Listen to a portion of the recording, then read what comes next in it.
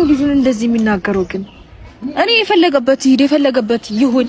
እኔ ግን ለልጄ እናትም አባትም ሆኜ ማሳደግ ያቅተኛል። በቃ እስከዛሬ ድረስም አንድም ቀን እንደዚህ እንዲች እንኳን ብሎ አያውቅም እኮ። እኔም አልፈልግም ሲጀመር ራሱ ልጅሽ የምታኖሪው በቃ ምን አርጎልሽ እኮ ለሾው ነው የፈለገው።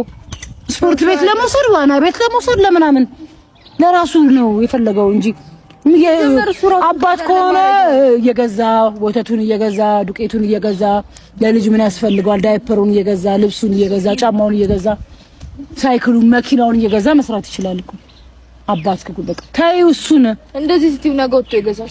ይግዛ አይመለከተንም እቤቴ ልጄ ብሎ ሌላ ላሉት ልጆች ብዙ አሉኝ ብሎ አይደለ ላሉት ልጆች ይስጣቸው። ይሄ ነገ ልጅሽ እንደሚያየው ሁሉ ማለት ነው ያንቺንም ጥንካሬ ማየት አለበት። ልጅሽ ገባሽ አይደለ? ያንቺንም ጥንካሬ ያያል። እናቱ ምን ያህል እንደምትወደው ያያል። ገባሽ አይደለ? የእሱን ክፍተት ብቻ አይደለም ያንቺንም ጥንካሬ እዚህ ላይ ታሳይ። በቃ ጠንክረሽ እናቱም አባቱም ልጅሽ እያሳደግሽ ነው።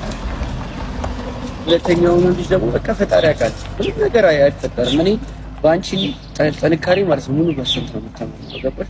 ጥንካሬሽን እኛ አለን። በጣም የሚወድሽ ብዙ ህዝብ አለ። ገባሽ አይደል? ዳኒ ተው፣ ሌላውን እኔ አስብበታለሁ። ድጋሚማ ስቃይ አትሰቃይም። ተው፣ ማድረግ ያለብንን የምንችለውን አቅማችን የፈቀደውን ነገር በሙሉ እናደርጋለን። እኔ ግን የምፈልገው መሰለሽ ያቺን ጠንካራዋን ሩታ ገባሽ አይደለ? ምንም ነገር ሊቀር ይችላል። ቅድም ስትናገር የነበረች በኮንፊደንስ የፈለግከውን አድርግ የምትለው ገባሽ አይደለ?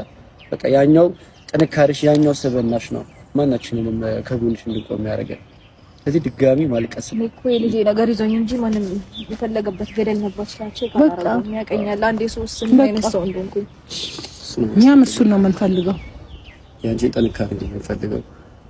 ምክንያቱም አሁን ላይ እንደዚህ መቶ ሜንሽን ማድረጉ ቀለበት ላደርግ ነውና ሜንሽን ማድረጉ እንዳ እያንዳንዱ ነገሮች አንቺን ለመስበር ነው። እሱ እንዳትሰበሪ እሱ የሚፈልገው እኔ መስበር የሚፈልገው በሰበረማ ድሮ ተሰብሬ አይ ነበር እኮ ወፍ እንዳያስበው እንደዛ አይነት ነገር ሊፈጠር የማይችል ታሪክ ጉልበትሽ ነው ማሳየት ያለብሽ። ፈለገው ነገር መምጣት ይችላል። ገና ከዚህ በኋላ በጣም ብዙ ከባድ ነገር እኔ እኮ ምን አይነት ሴራ አስቦ መምጣት የገረመኝ እኮ እንደዛ ታስለምልሞሽ ብሎኝ ምናምን እኔ እኮ እሱ ነው እያንገበገበኝ እንደዚህ ለማልቀስሽ እኮ ይሄን እንዴት እንደዛ ይናገራል ብዬ ነው ለሪቲ ሰማኝ እንጂ